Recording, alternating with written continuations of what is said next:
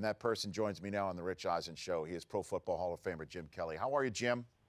I'm doing pretty good. How about you, Rich? Oh, man, it is great to hear from you. And, you know, when you say people, that's usually when you start a phone conversation, how you doing? So for you, obviously that means more than just the usual pleasantries. How are you doing, Jim?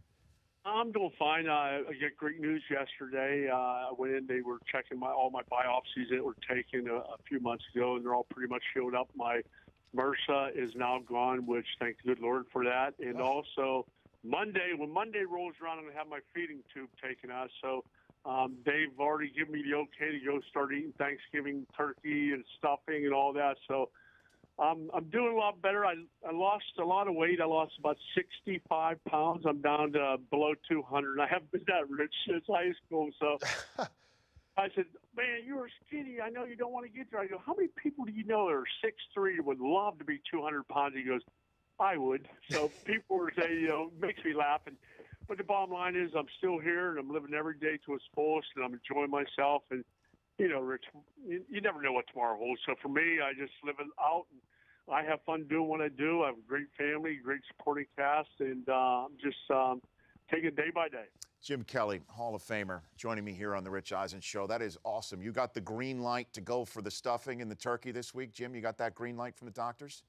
Oh, I'm going to do more than that. I'm a big guy, and I hope I don't get sick because I'm looking forward to it. Even though I have eaten some different foods, my mouth's still a little sore because I just got new prosthesis yesterday, and it's rubbing a little bit. But overall, yeah, I can't wait. My mother-in-law usually has Thanksgiving, and she's an unbelievable cook. So we're going over to their place, and you know, my stomach's growling right now because I'm thinking about the good food. And I'm sure he cooks good Thanksgiving stuff for you too, Rich. Yeah, I hear you, Jim.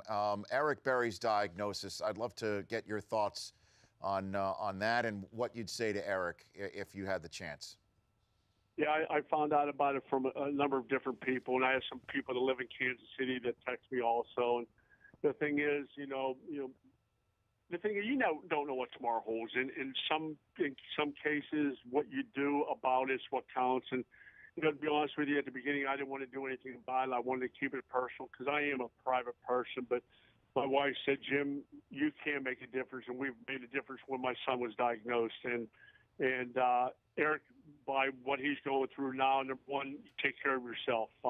Worry about one person, that's yourself right now, because you're going to be able to fight through this. Be strong through it. And for him, he's got to, you know that he's got people around him that are going to help him through this, and I'm one of them. Just stay tough, and I mean that's our makeup. When you're a professional athlete, especially football, because it's such a physical sport, you go through things and you try to fight through.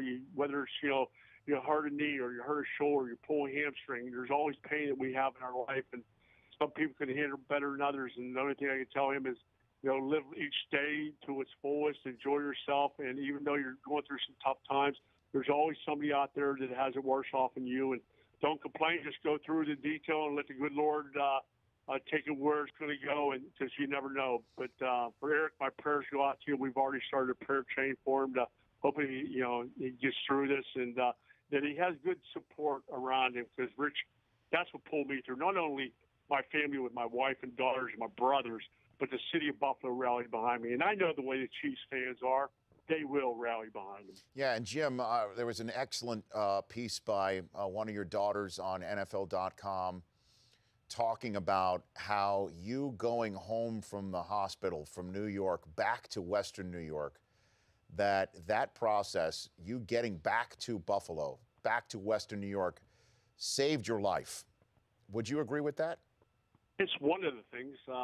Getting home, of course, you know, anytime that you're in a place where you don't really feel very comfortable in, which, you know, the doctor, I can't complain. Lennox Hill was unbelievable. Dr. Constantino, who did my biopsies and did a lot of things for me down there, was great. But, you know, when you're looking out your window and all you see is building and cement and everything, it kind of bums you out. You don't get to see all the people that would love to come to see you, but you really don't want that many people around at that given time.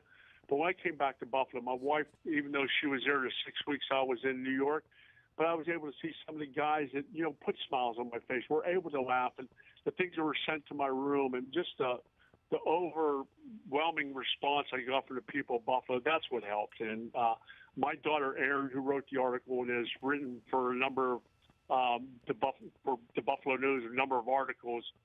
She has been a blessing throughout this whole thing. Even though my wife is like a second nurse to me, my daughter Erin, every time, it didn't matter what the situation is, whether she was coming from school or whatever the case was, she always had a smile on her face, was always upbeat, and every time I saw her, it made me feel better. And Jim Kelly joining me here on the Rich Eisen show.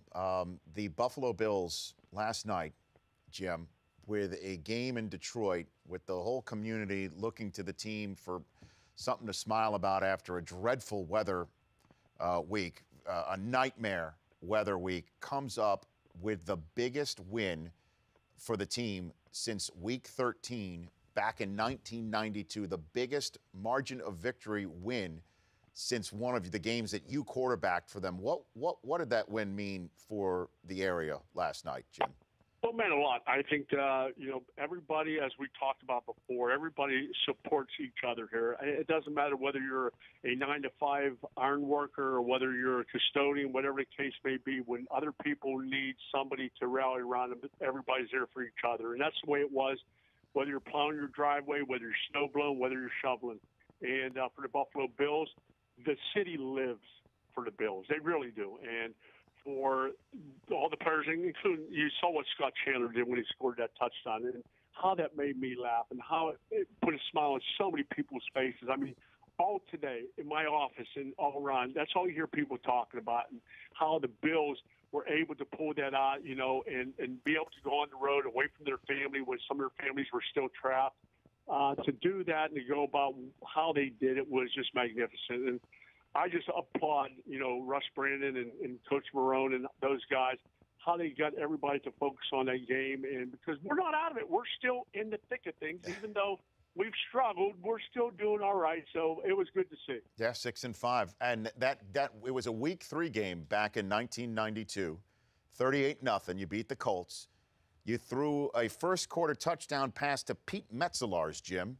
And then in the fourth quarter, I don't know if you remember this, John Fina, you hit him on a 1-yard tackle eligible to go up 31-0 in that game, Jim. I remember that. I don't remember Pete because I threw so many touchdowns at Pete, but I do remember throwing the one to John Fina. And it's surprisingly, I do remember that because I've been hit so many times upside my head. It's hard for me to remember 2 months ago, let alone that many years ago. But yeah, some games I do remember more than others, but it's been a long time since we totally dominated a team like that. I just hope that we'll do it more than just against the New York Jets and we can beat other teams. But, if you looked at our schedule, we got Cleveland and we have Green Bay, we have Denver. We have some tough games ahead of us. So our biggest battles are coming up. Jim, thanks again for calling in. It's just great to hear your voice. It's great to hear how well you're doing. And most importantly, it's great to hear that you are going to get to eat and enjoy Thanksgiving with your family and do it the way that you wanted to. So thank you. I appreciate it, Rich. Anything for you, bud. It's always good talking with you, and I hope you have a great Thanksgiving. God bless, and we'll talk to you down the road, buddy. Same to you, Jim. Thanks again, bud. The Rich Eisen Show, weekdays at noon Eastern. On Audience.